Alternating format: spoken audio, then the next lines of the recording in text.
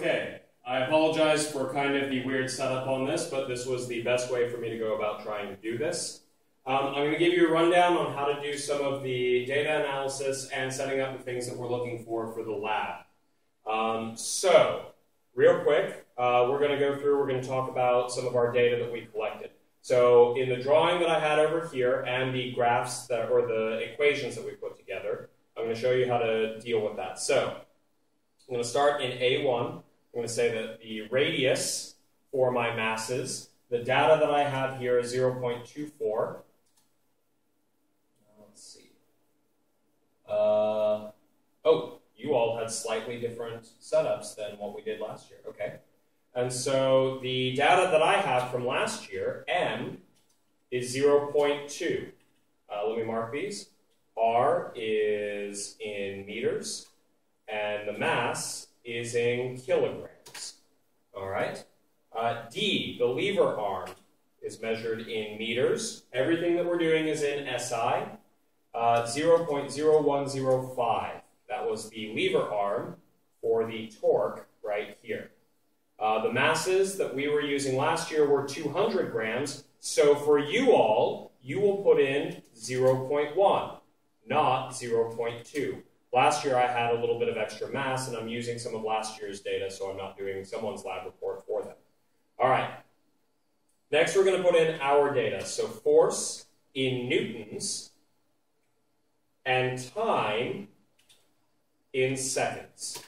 All right. Here's the data that I have from a student last year, 5.26, 4.13, 3.31, 3.02, 2.68.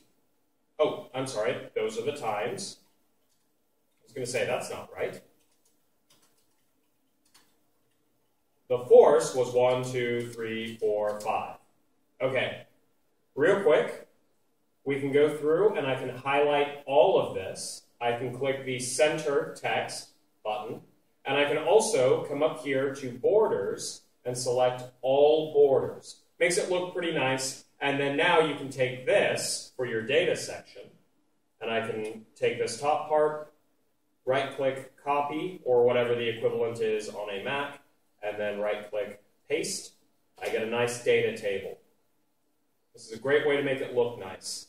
I can do the same thing here and here. One of the things that I ask you all for is your raw data, and we've got that there.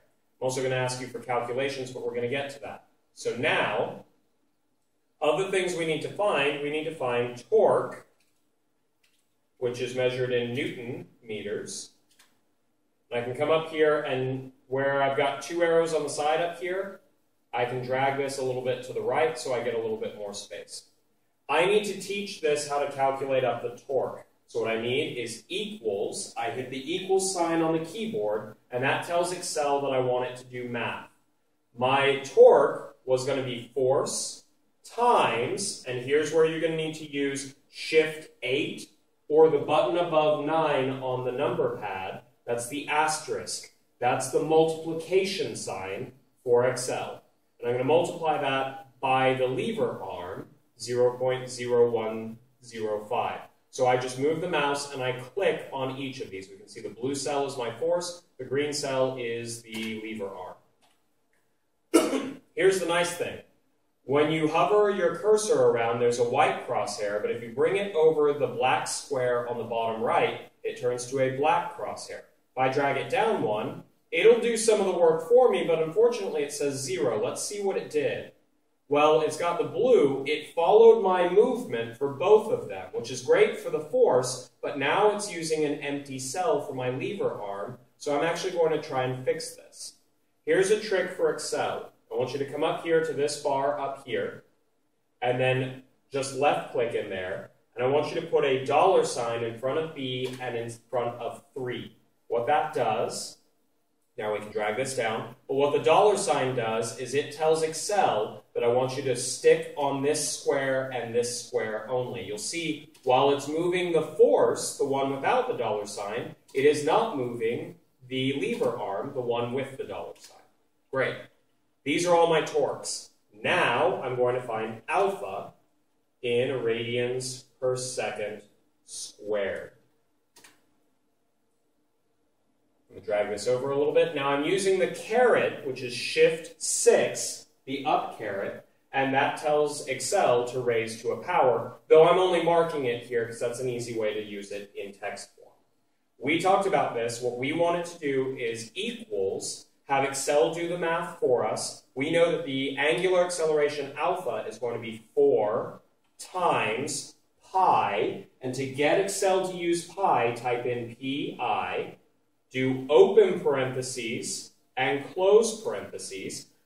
Excel will now use pi for that spot. And I'm going to divide it by, I'm going to do parentheses again, just so I know that it's squaring the right thing. My time, up caret, 2 for squared, close my parentheses. Here is the angular acceleration. And I drag that black square, and done. I now have the angular acceleration for all of my trials.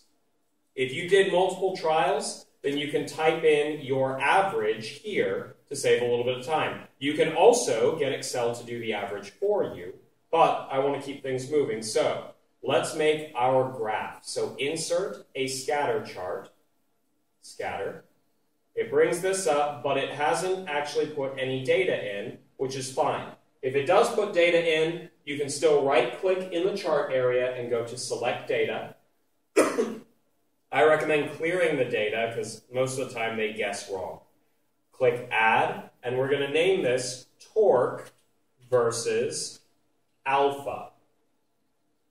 For my X values, I'm going to use alpha because that's the second one in the title. And for my Y values, I'm going to use torque, the first one in the title. I click OK, click OK. I'm going to scroll over a little bit, and this is my data. Now, real quick, I'm going to come up to Chart Tools, Layout, or sometimes you can right-click on the chart itself. We want Axis Titles.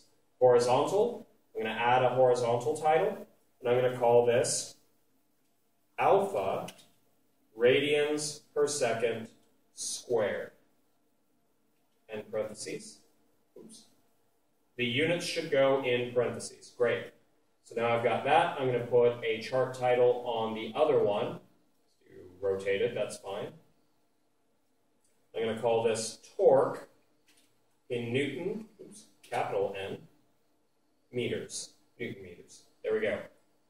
We've got units, great, and titles. Now I want you to left-click on the data point and right-click and go down to Add Trend Line, just like we did with the tracker graphs. We want a linear best fit and display equation on chart. Click Close, and we get the following. I'm going to drag this out of the way. Now, first off, this is actually pretty good data. We've got a nice linear fit. You can see as I double the torque, I get almost double the alpha.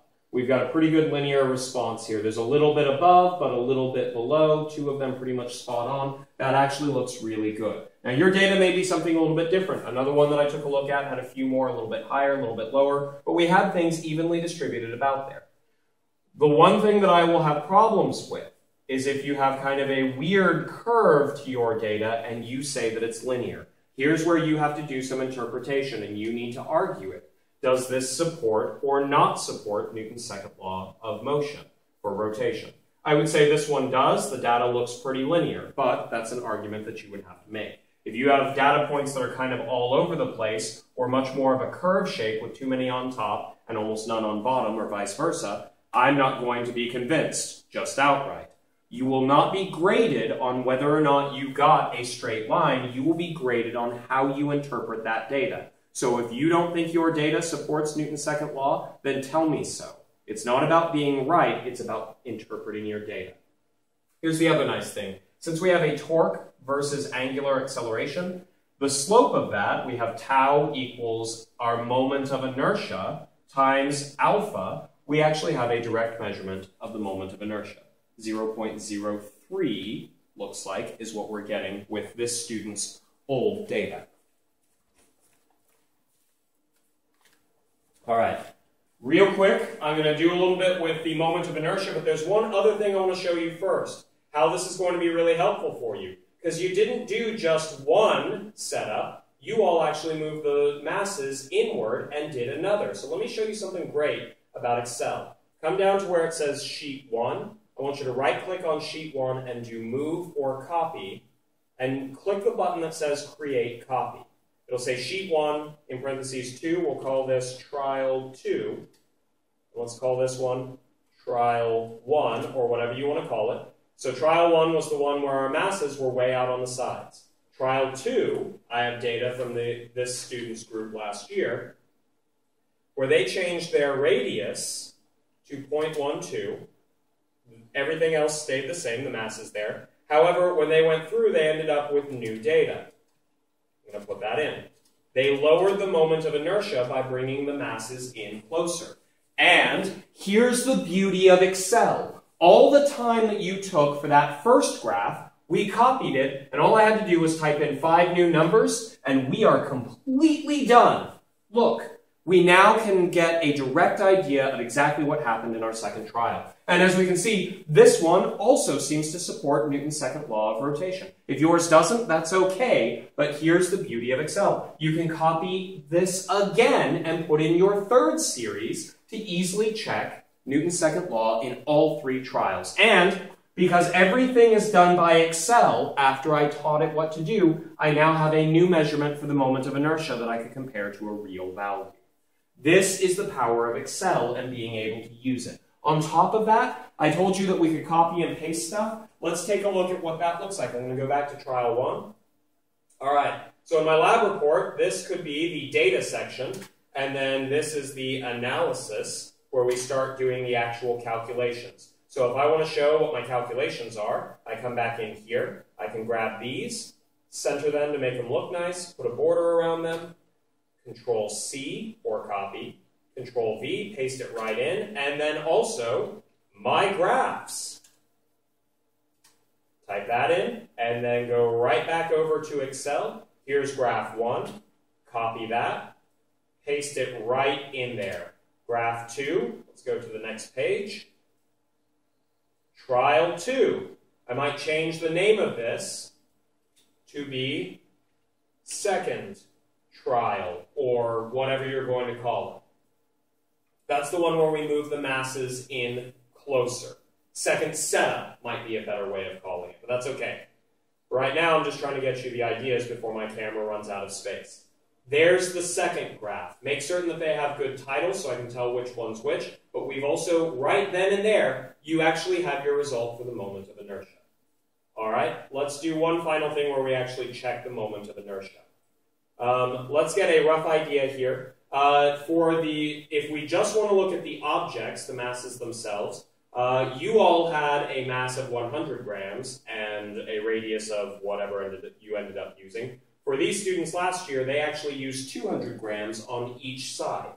So we're going to treat those as a point particle. The moment of inertia for a point particle in kilogram meters squared is going to be equal to m, the mass. So I'm going to hit equals, click on the mass, times the radius squared, mr squared.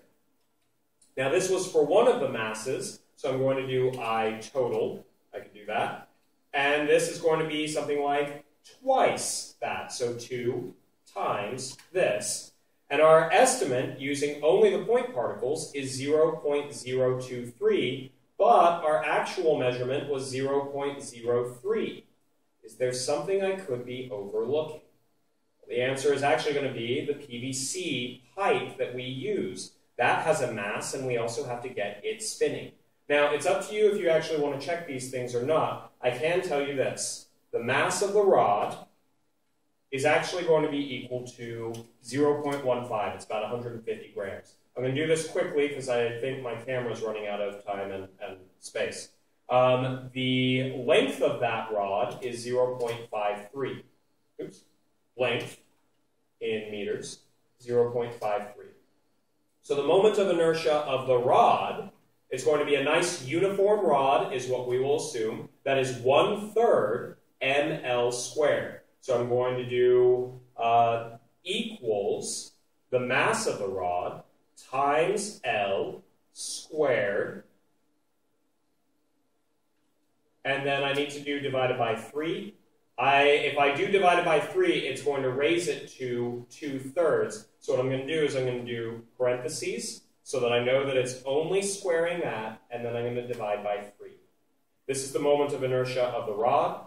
And then if I want to do total moment of inertia for the entire system, from our calculations, it would be the rod plus the 2 masses. And we end up with 0.037, which is a little bit greater than the 0.032. This was the data that I collected from the students. It may be slightly off. It's something that I'd like you to double check, one of the moments of inertia, but that's not actually what we're looking for overall. We are looking for the linear relationships and whether or not it supports or does not support Newton's second law of rotation, or second law of motion for rotation. So hopefully the camera's still going.